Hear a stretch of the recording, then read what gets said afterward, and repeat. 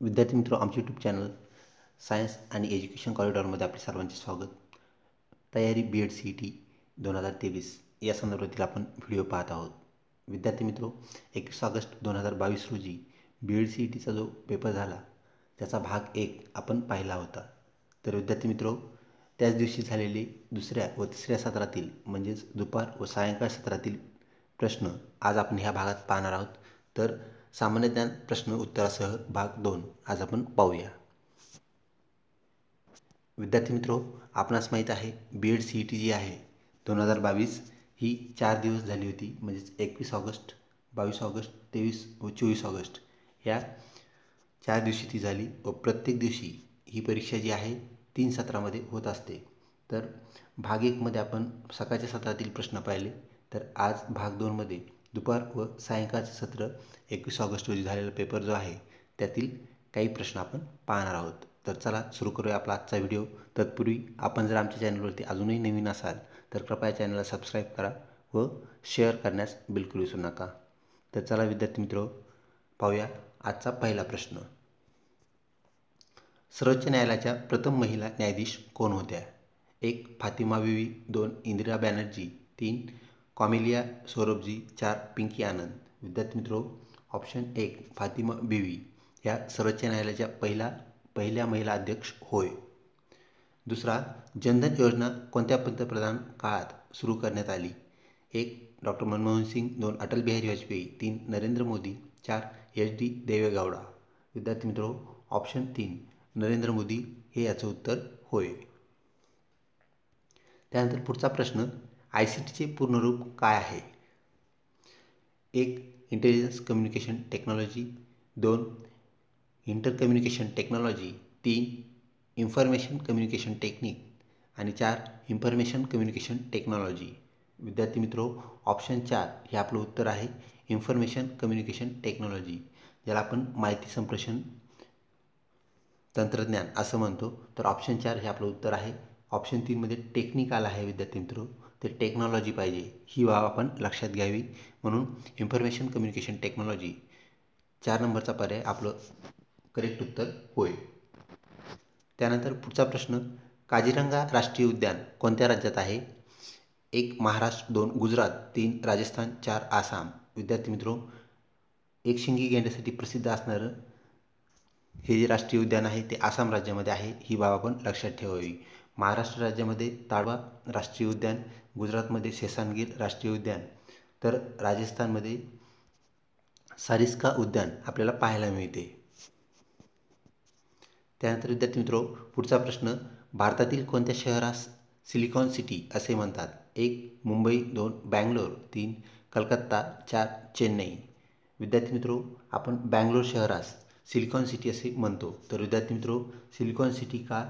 तर आपल्याला माहीत आहे कम्प्युटरमध्ये जी चिप असते तिच्यामध्ये सिलिकॉन असतं आणि कम्प्युटरचं म्हणजेच IT हब जो आहे तो बँगलोर आहे, त्यामुळे आपण बँगलोरला सिलिकॉन सिटी असं म्हणतो.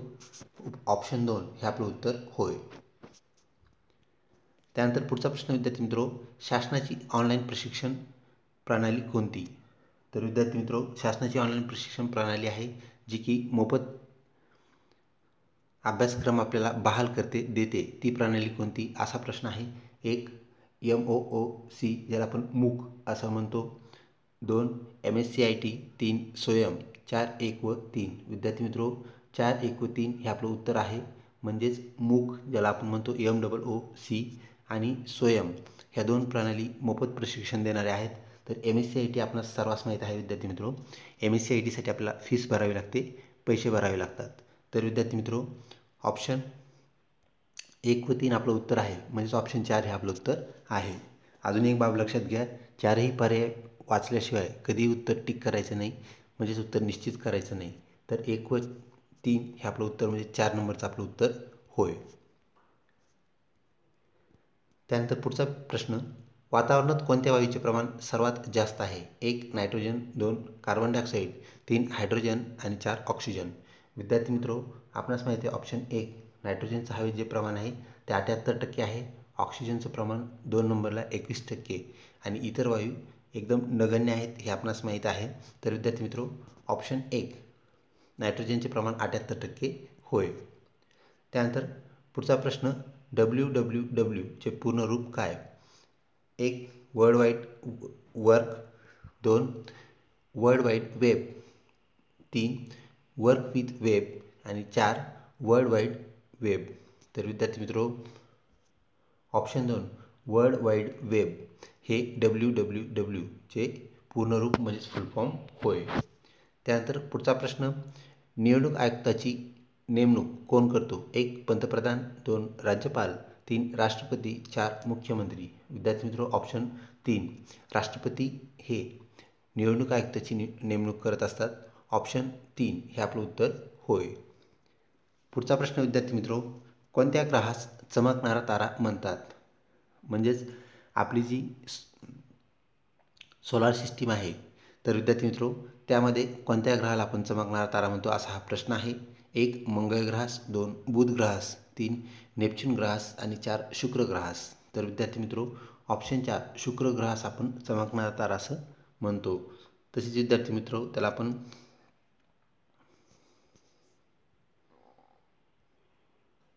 सायतारा असंही म्हणतो.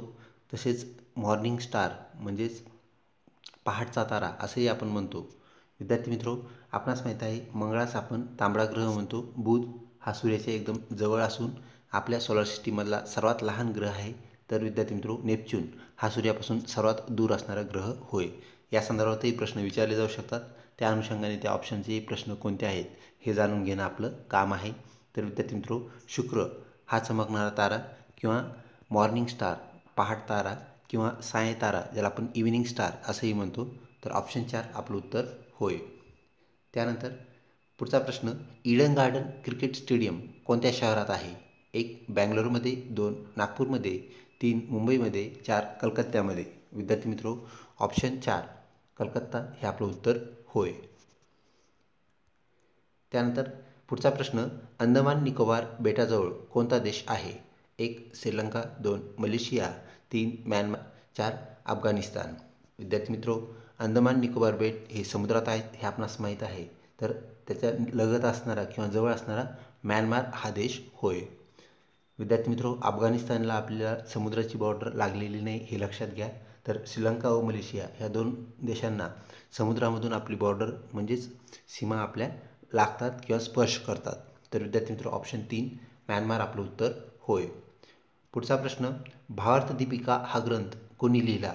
1 संत एकनाथ, 2 संत तुकाराम, 2 संत रामदास आणि शेवटचं संत ज्ञानेश्वर. विद्यार्थी मित्रो, भावार्थ दीपिका या ग्रंथाचे दुसरे नाव म्हणजेच ज्ञानेश्वरी हे होय. तर विद्यार्थी मित्रो, आपणास माहीत आहे ज्ञानेश्वरी हा जो ग्रंथ आहे तो संत ज्ञानेश्वर यांनी लिहिलेला आहे. ऑप्शन 4 हे आपलं उत्तर होय. त्यानंतर पुढचा प्रश्न, जगातील सर्वात लहान देश कोणता? 1 Bhutan, 2 Italy, 3 Vatican city, 4 Nepal. विद्यार्थी मित्रो, ऑप्शन 3 व्हॅटिकन सिटी हा जगातील सर्वात लहान देश होय. तसंच विद्यार्थी मित्रो, भूतान हा जगातील सर्वात गरीब देश होय. तर ऑप्शन 3 व्हॅटिकन सिटी आपलं उत्तर लक्षात ठेवावे.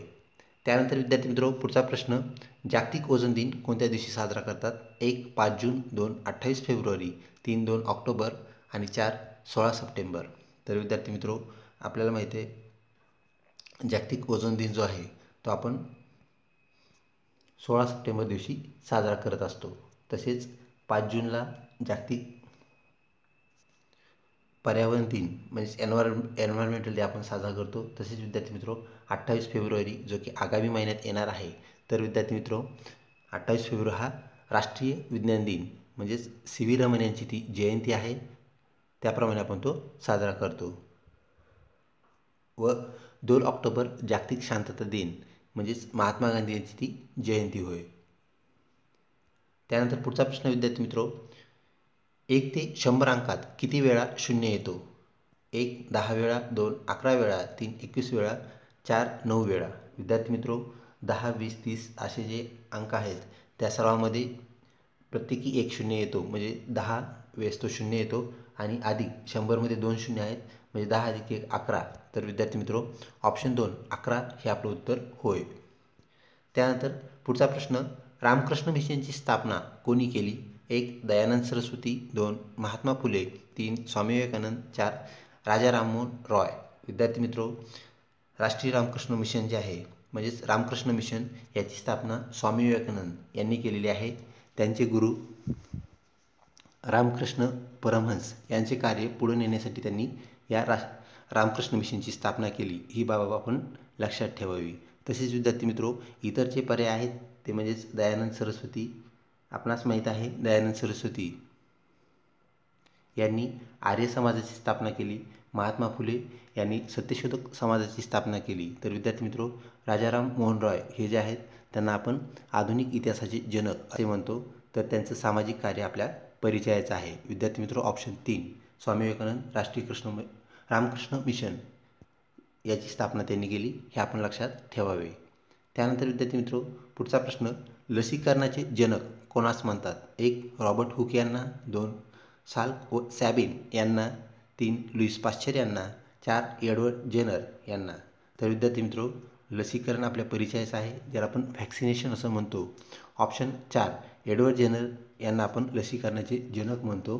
तर स्मॉलपॉक्स म्हणजे देवी या रोगाची लस त्यांनी शोधून काढली व लसीकरणाचा पाया घातला, म्हणून आपण त्यांना लसीकरणाचे जनक म्हणतो. ही बाब आपण लक्षात ठेवावी. तर विद्यार्थी मित्रो, एडवर्ड जेनर हे आपलं उत्तर होय. तसेच विद्यार्थी मित्रो, सर्वप्रथम पेशीचा शोध जो आहे तो रॉबर्ट हुक यांनी लावला. त्यांनी सर्वप्रथम पेशीचा अभ्यास केला. Sorry for inconvenience. तर रॉबर्ट हुकने सर्वप्रथम पेशीचा अभ्यास केलेला आहे. म्हणजेच साल्क व सॅबिन यांनी विद्यार्थी मित्रो रॅबीज या रोगाची लस काय केलेली आहे? शोधलेली आहे. हेही आपण लक्षात ठेवावे. सेकंड लास्ट प्रश्न विद्यार्थी मित्रो, भारताचे पहिले राष्ट्रपती कोण होते? 1 डॉक्टर राजेंद्र प्रसाद, 2 राधाकृष्णन सर्वपल्ली, 3 व्ही गिरी, 4 झाकीर हुसेन. विद्यार्थी मित्रो, डॉक्टर राजेंद्र प्रसाद हे भारताचे पहिले राष्ट्रपती होते. तर राधाकृष्णन सर्वपल्ली हे भारताचे दुसरे राष्ट्रपती होते, ज्यांचा जन्मदिन 5 सप्टेंबर आपण शिक्षक दिन म्हणून साजरा करतो. तर विद्यार्थी मित्रो, भारताचे दुसरे राष्ट्रपती कोण असाही प्रश्न येऊ शकतो. तर राधाकृष्णन सर्वपल्ली त्याचं उत्तर असणार आहे, हे आपण लक्षात ठेवावे. विद्यार्थी मित्रो, आजच्या प्रश्नावलीमधला शेवटचा प्रश्न, जायकवाडी धरण कोणत्या नदीवर बांधण्यात आले आहे?